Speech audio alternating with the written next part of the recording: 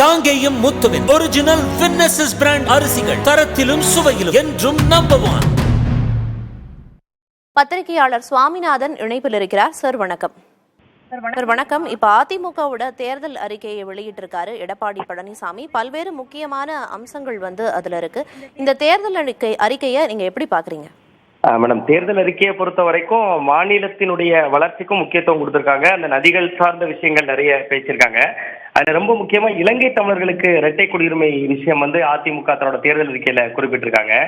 ஏற்கனவே அதிமுக மேல ஒரு விமர்சனம் இருக்கு. அதாவது சிஏஏ சட்டத்துக்கு அதிமுகவினுடைய ராஜ்யசபா உறுப்பினர்கள் 11 பேர் ஓட்டு போட்டிருந்தாங்க அப்படிங்கக்கூடிய ஒரு குற்றச்சாட்டு ஏற்கனவே அவங்க மேலே தொடர்ந்து முன்வைக்கப்பட்டுட்டே வந்துச்சு.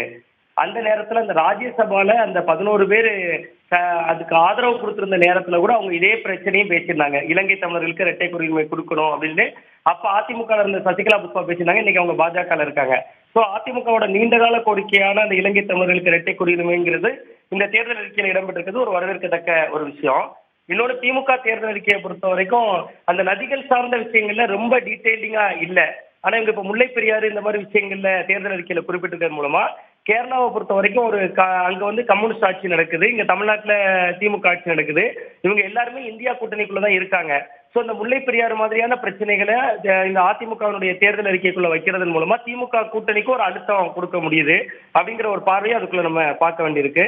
அதே மாதிரி ஆளுநர் நியமனம் தொடர்பா கருத்து கேட்கணும் அப்படின்னு சொல்லி இருக்கக்கூடிய இடம் திமுக தேர்தல் அறிக்கையிலையும் ஆளுநரை நியமிக்கிறப்ப முதல்வர்கிட்ட கருத்து கேட்கணும் அப்படிங்கக்கூடிய ஒரு விஷயம் இருந்துச்சு.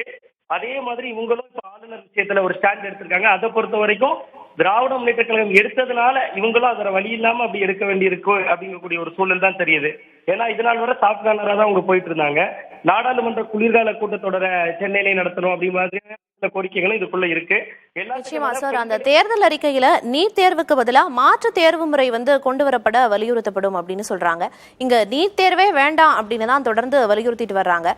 இந்த நிலையில மாற்று தேர்வு முறை அப்படிங்கிறது எந்த அளவுக்கு சாத்தியமானதா இருக்கும், சரியானதா இருக்குமா அப்படிங்கிற ஒரு கேள்வியும் வருது இல்லையா? ஆமா, இல்ல அவங்கள பொறுத்த வரைக்கும் என்னன்னா மத்திய அரசுன்னு சொல்றதை விட பாஜகவை அவங்க எதிர்க்கவும் செய்ய மாட்டாங்க. அவங்களுக்கு ஒரு எதிரான கருத்துக்களை தொடர்ந்து முன்வைக்க மாட்டாங்க. ஒருவேளை நீட் தேர்வு பத்தி பேசினா அது பாஜகவுக்கு இன்னுமே வலிக்கும்னு நினைக்கிறாங்களோங்கிறத தான் இதை நம்ம புரிஞ்சுக்க வேண்டியிருக்கு. இன்னொரு மாற்று தேர்வுங்கிறது அது என்ன, அது எந்த வகையில சாத்தியம், நீட் தேர்வுக்கே எதிர்ப்பு இருக்கிறப்ப அது தேவையா தேவையில்லையான்னு தான் ஒரு பிரதான கட்சி கருத்து சொல்லணுமே ஒழிய புதிய ஒரு மாற்று தேர்வுங்கிறது போகாத ஊருக்கு வழி சொல்ற பாதையா தான் அதை நம்ம பார்க்க வேண்டியிருக்கு. நீட் தேர்வுக்கு மாற்று தேர்வு முறைங்கிறது எந்த அளவுக்கு சாத்தியம் அப்படிங்கிற கேள்வி நிச்சயமா எழுது. இணைப்பில் பல்வேறு விஷயங்களை சொன்னீங்க. நன்றி சார். காங்கேயம் முத்துவின் ஒரிஜினல் வின்னசஸ் பிராண்ட் அரிசிகள் தரத்திலும் சுவையிலும் என்றும் நம்பர் 1.